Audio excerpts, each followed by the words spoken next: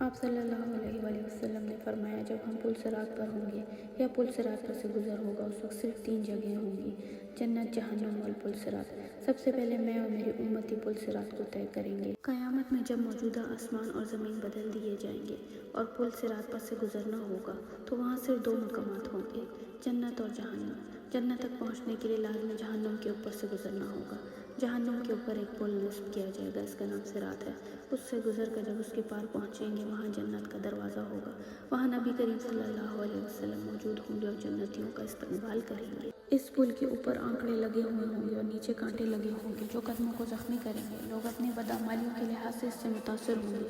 جن لوگوں کی بے ایمانی اور بدعمالیوں کی وجہ سے ان کے پیر پھسل کے جہنم کے گڑھے میں گر رہے ہوں گے، ان کی بلند چیخ و پکار سے پل صراط پر دہشت طاری ہوگی۔ حضور صلی اللہ علیہ وسلم پل صراط کی دوسری جانب جنت کے دروازے پہ کھڑے ہوں گے۔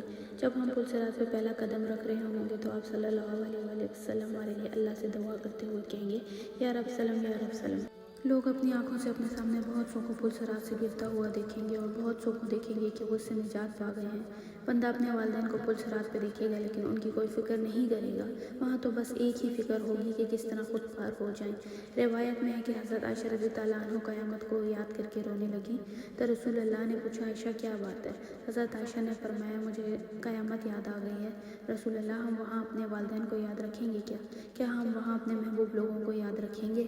آپ صلی اللہ علیہ وآلہ وسلم نے فرمایا، ہاں یاد رکھیں گے، لیکن وہاں 3 مقامات ایسے ہوں گے جہاں کوئی یاد نہیں رہے گا۔ نمبر 1، جب کسی کے اعمال تولے جائیں گے۔ نمبر 2، جب نام اعمال دیے جائیں گے۔ نمبر 3، جب پل صراط پر ہوں گے۔ دنیا فتنوں کے مقابلے میں حق پر جمع ہوئے۔ دنیاوی فتنے تو سیراب ہیں، ان کے مقابلے میں ہمیں مجاہدہ کرنا چاہیے اور ہر ایک کو دوسری کی جنت حاصل کرنے پر مدد کرنی چاہیے، جس کی وسعت آسمانوں اور زمینوں سے بھی زیادہ۔ ایسی اچھی اور ایمان افروز اسلامی ویڈیوز کے لیے ہمارے چینل